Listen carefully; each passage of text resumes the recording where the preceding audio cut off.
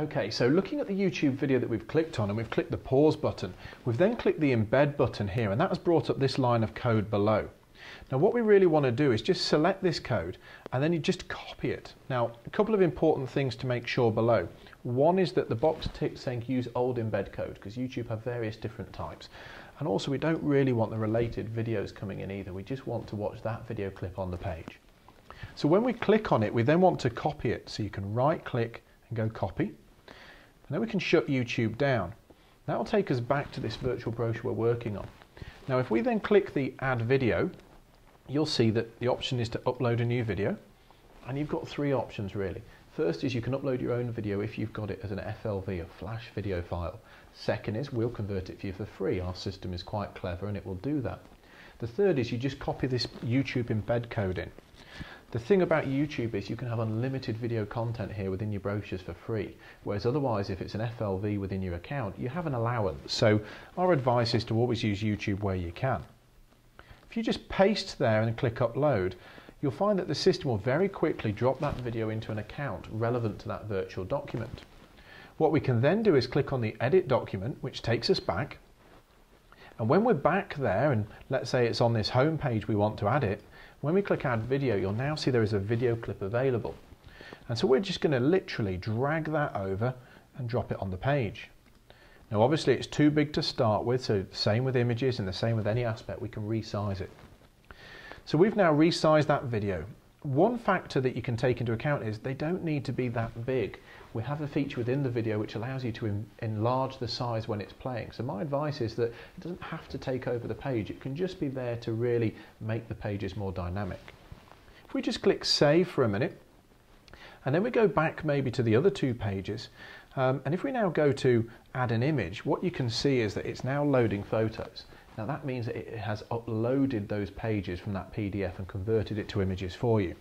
And what you'll see is they are dropping in. Now that's taken a couple of minutes really to do it while we've been working on other aspects. So it's a very quick way to instantly have a presence virtually. And if we want to just drag these pages over, what you'll see is they fit very nicely onto the page. And then let's drag in the next one as well. Let's drag this one in. It has obviously put the pages in order as well from your PDF, so it's got the pages in the exact order that they were in the PDF file. And now that we've dragged it in, you can click and move it around, but one hint is to use the arrow keys if you want to move things just very slightly. You can use the arrow keys on the keyboard. And now I'm just going to click save. And having done that, I'm just going to at the top drag the thumbnails, because as I mentioned you can drag the pages around for formatting. We've now got that as the front cover, and maybe we decide we want this to be the front cover. So you start to see how it's very user friendly.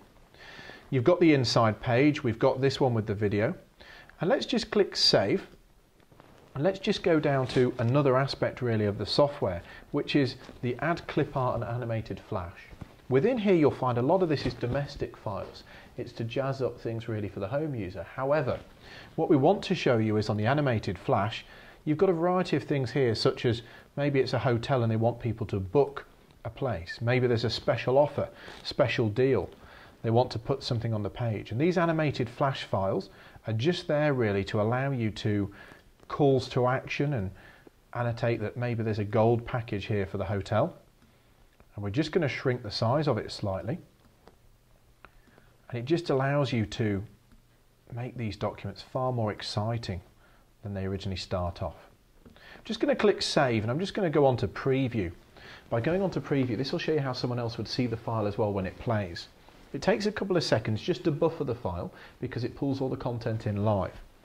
And now what you can see, and I'm going to just click remove instructions, and I'm also going to click zoom in, and it will take a second to crisp up as you can see here, but what it's done is loaded that higher resolution image.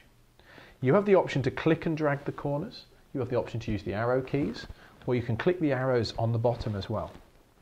Now that we're within the document, and you can see it's not very well designed here, it's just showing you the functionality, but it only took us a couple of seconds to put elements in such as video.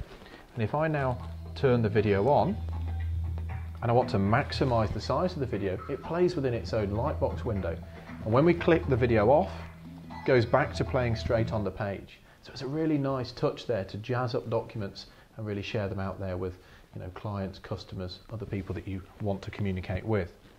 These also are animating on the page, but again, they could have rollover effects, they can have mouse over effects. So you can use all of those just to make your custom documents very, very bespoke and unique. Obviously, our success here is going to be your success. So the more you use this and the more successful it is for you, the more feedback you give us, the more we can help incorporate it in your marketing techniques.